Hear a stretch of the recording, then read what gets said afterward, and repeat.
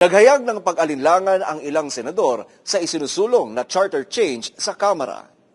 Kasunod ang pag-anunsyo ni House Speaker Martin Romualdez na posibleng isusulong nito ang charter change sa susunod na taon ay umani ito ng reaksyon mula sa mga senador. Si Senator Amy Marcos, chairman ng Committee on Electoral Reform sa Senado, sinabi lamang ang unang nabanggit ng kanyang kapatid na si Pangulong Bongbong Marcos. Ani Amy, hindi na papanahon sa ngayon na talakayin ang charter change dahil marami pang problema sa bansa ang dapat na pagatutukan.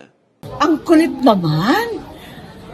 Talagang sinabi na ni PBBM na hindi na papanahon kasi dapat nakatutok tayo sa hanap buhay ng tao at ibagsak ang presyo ng bigas at iba pang bilihin. Kinestyon rin ng senadora kung bakit pinagpipilitan na isulong ang tsa-tsa kung 2 beses na itong ibinasura. At nang tinanong naman kung bakit paulit-ulit na lumulutang ang pagsusulong ng tsa-tsa, ay sinabi ni Amy na posibleng may nangangambisyon ng mas mataas na posisyon sa gobyerno. Bakit may gusto mag-prime minister na hindi manalo sa presidente?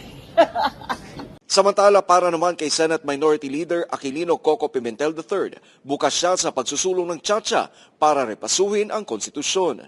Dagdag rin niya na ang pagsusulong ng tsa-tsa ay maaari rin maging batayan sa pagpili ng kandidato para sa halalan sa 2025. Ngayon, 2024 may be a good time kasi kung hindi matapos, at least those running in 2025, pwedeng i-demand ng mga botante yan. Ano naman ang stand mo sa charter change? Saan ka ba? O saan ka? Sa business changes ka or sa governmental changes ka? Pagdating sa governmental changes ka, saan ka ron? Doon ka ba sa mababaw o sa malalim? Sa isinusulong na tsa-tsa ni Speaker Romualdez ay may layunin itong talakayin lamang ang economic provisions ayon sa kanya.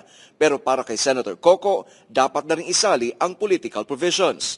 Nilinaw rin ng batikang senador at dating chairman ng Electoral Reform na kung sa isusulong na charter change ay ang mga kongresista lamang ang mananatili sa kapangyarihan, ay marahil agad na itong tututulan ng mga senador.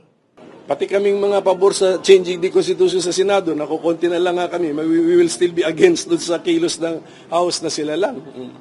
Mula dito sa Senado, para sa Diyos at sa Pilipinas kong mahal, Troy Gomez nag-uulat, SMNI News.